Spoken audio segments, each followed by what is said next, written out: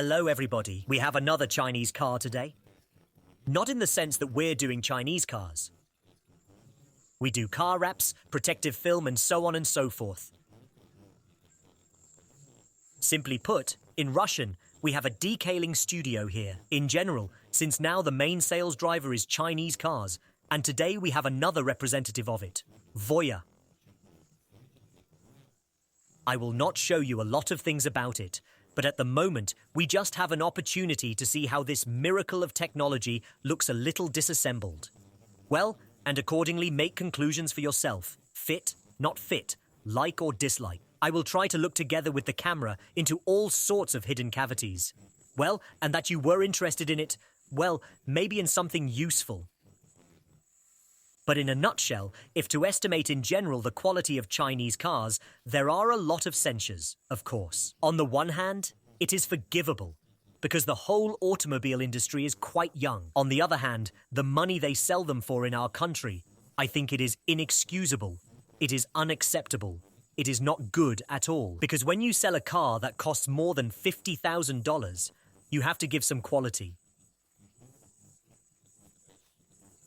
But, in general, you know, there are a lot of videos about all sorts of technical shortcomings of these cars.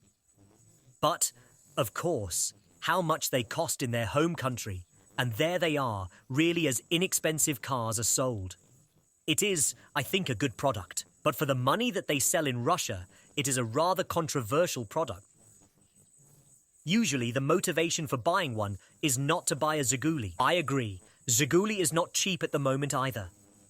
But these don't come cheap either. He's just been showing me the key, what it looks like, but it's a sort of surrogate between, Europeans, Koreans. Well, actually, it's probably Chinese. If you look closely, you can find all sorts of similar parts from other cars. Well, even what catches the eye is the same door handles. They are obviously stolen from Range Rover.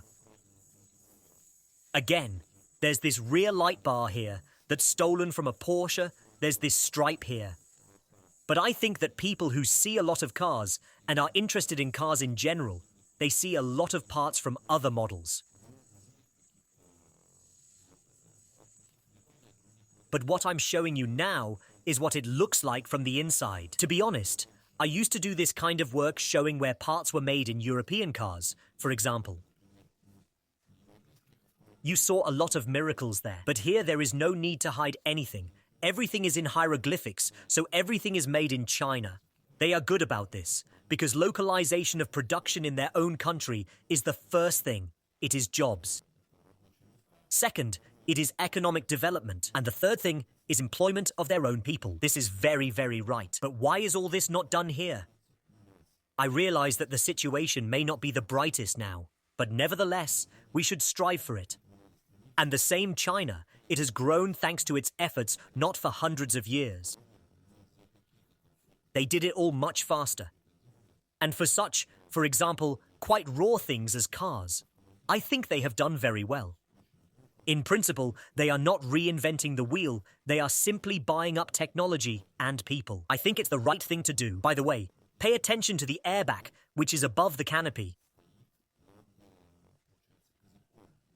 It's the first time I've seen such a thing. There are ceiling curtains on the sides. Here, airbag for some reason, in addition to the ceiling curtains, there is also above the driver's visor. So, on the passenger side, it is there. On the driver's side, for some reason, it is not. Question. Either it was forgotten at the factory, or it is so conceived, or some other reason. If you know it, write in the comments. I think it would be interesting to hear.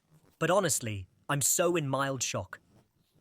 But what else is interesting about the cabin? As usual, a lot of monitors. Why are there so many of them? Nobody understands either. Very nice leatherette. Let's say beautiful eco-leather. It looks good. By the way, Chinese cars have very nice interiors. Yes, once again, it's eco-leather. But the selection of colors and this whole combination is surprisingly well thought out. But there are clearly some specialists here, most likely with European roots, who have done all this design. And it looks really quite decent. He just showed me in detail where the airbag on the driver's side is missing. Well, I hope that maybe the guys were filming something now, when here we have just now a stormy such a gluing of generally all Zoom film is going on. But for some reason, I have a feeling that it is not in our workers, but simply it is a matter of the Chinese car manufacturer. But come on, write in the comments, if you have such a car and you use it for a long time, what is your mileage and what were the faults, I think, all who are watching? It will be very interesting. I think there will be a lot to discuss. But, in my opinion, the thing is quite adequate, but the price tag is inadequate. But if they will cost, I think, in half of what they cost now, probably, it is worth thinking about some purchase of such a car. But again, now is not the time, I think.